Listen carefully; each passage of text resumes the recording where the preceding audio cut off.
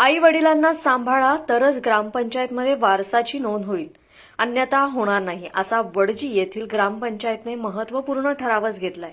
या ठरावाच्या प्रती वरिष्ठांना पाठवण्यात आल्यात। ग्रामपंचायतीच्या मासिक सभेत हा निर्णय घेण्यात आला।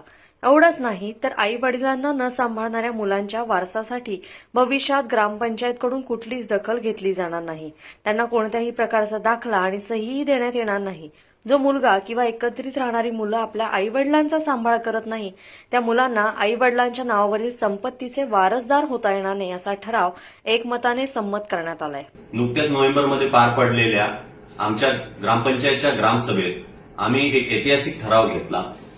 जो आईवडिलांना सांभाळणार नाही त्याची आम्ही वारस म्हणून नोंद घेणार नाही। यासाठी माझ्या गावकऱ्यांनी, उपसरपंच, पोलीस पाटील तसेच आमचे ग्रामसेवक व सर्व सदस्य यांनी सर्वांनी संमती दर्शवली व हा ठराव पारित केला। खरं तर सामाजिक संवेदना संपत चाललेल्या असताना धकाधकीच्या जीवनात आई वडील मुलांसाठी खूप काही करतात, पण अशा परिस्थितीत जेव्हा परतफेड करण्याची वेळ येते त्यावेळेस मुलं पाठ फिरवतात। आई वडिलांच्या दवाखान्याचा खर्च, त्यांचे राहण्या खाण्याची सोय व त्यांचे पालनपोषण, वृद्धकाळात त्यांची सेवा करणं खूप गरजेचे असते।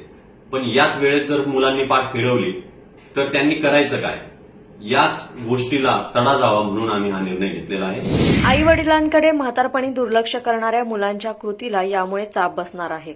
त्यामुळे काही प्रमाणात का होईना वृद्धांना सन्मानाची वागणूक मिळणार आहे।